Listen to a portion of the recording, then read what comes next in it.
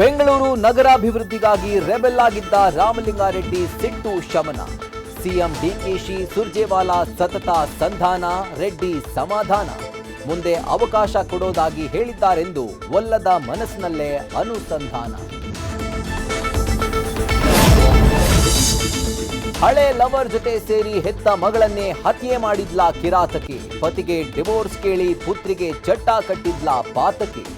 ಸಂಬಂಧಿ ಕೊಟ್ಟ ಕ್ಲೂನಿಂದ ಪ್ರೇಮಿ ಸಿಕ್ಕಿಬಿದ್ರೆ ಅಮ್ಮ ಎನಿಸ್ಕೊಂಡ ಗುಮ್ಮ ಸಿಗೋದು ಇನ್ನೂ ಬಾಕಿ.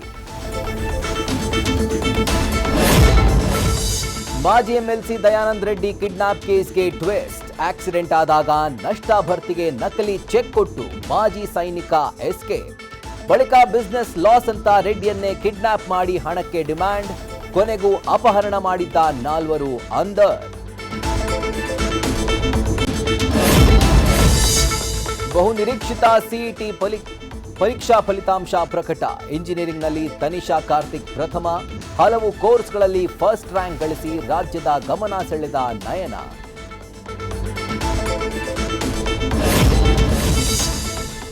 ಜನರ ಪಾಲಿಗೆ ಆರೋಗ್ಯ ಸಂಜೀವಿನಿಯಾದ ಹಳದಿ ಮೆಟ್ರೋ. ಈ ಮಾರ್ಗದಲ್ಲಿ ಓಡಾಡುವ ಜನರ ಆರೋಗ್ಯ ಸುಧಾರಣೆ ಅಂತ ವರದಿ. ಸಾಮಾಜಿಕ ಸಂವಹನ ಜೊತೆಗೆ ಸಮುದಾಯದ ಬಾಂಧವ್ಯವೂ ವೃದ್ಧಿ.